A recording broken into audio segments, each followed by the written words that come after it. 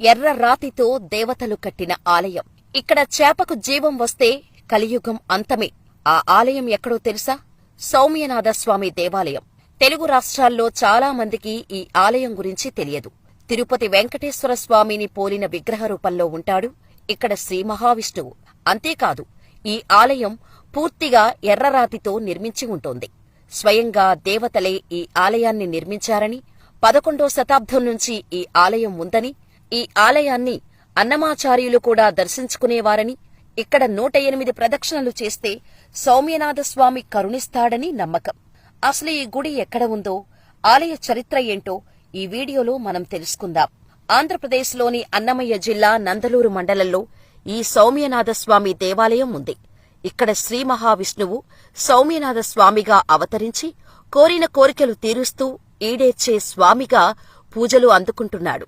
పురాణాల ప్రకారం ఓసారి నారద మహర్షి కోరిక మేరకు నారాయణుడు భూలోక వింతలు చూసేందుకు బయలుదేరుతాడు. అలా వచ్చిన నారాయణుడు ఈ ప్రాంతానికి చేరుకున్నప్పుడు ఇక్కడి వాతావరణాన్ని చూసి ముగ్ధుడవుతాడు. ఇది గమనించిన నారదుడు కలియుగంలో ఈ ప్రాంతంలోనే కొలువై భక్తులను కాపాడమంటూ స్వామిని ప్రార్థించాడు. వెంటనే నారదుడి కోరికను మన్నించిన స్వామి ఒకప్పుడు నెలందలూరుగా పిలిచే ఈ ప్రాంతంలోని శిలారూపాల్లో కొలువవుతాడు. ఈ విషయం తెలిసిన దేవతలు ఇక్కడ చెయ్యేరు నది ఒడ్డున ఆలయాన్ని నిర్మిస్తారు. ఆ తర్వాత నారదుడు స్వామి విగ్రహాన్ని ఈ ఆలయంలో ప్రతిష్ఠించాడని ఆలయ పురాణం. అయితే క్రమంగా ఈ ఆలయం శిథిలమైపోయింది. 11వ శతాబ్దంలో కులోత్తుంగ చోళుడు ఈ ఆలయ నిర్మాణానికి పూనుకోగా, అలా పునఃప్రారంభమైన ఈ క్షేత్ర నిర్మాణంలో పాండ్య, కాకతీయ, విజయనగర రాజులు సైతం పాల్గొన్నారని చరిత్ర చెబుతోంది.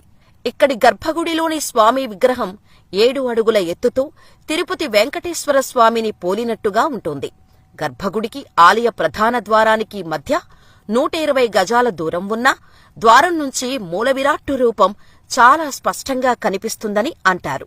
అదేవిధంగా కొన్ని ప్రత్యేకమైన సందర్భాల్లో స్వామి పాదాలపైన సూర్యకిరణాలు కూడా పడటమూ ఇక్కడ చూడొచ్చు.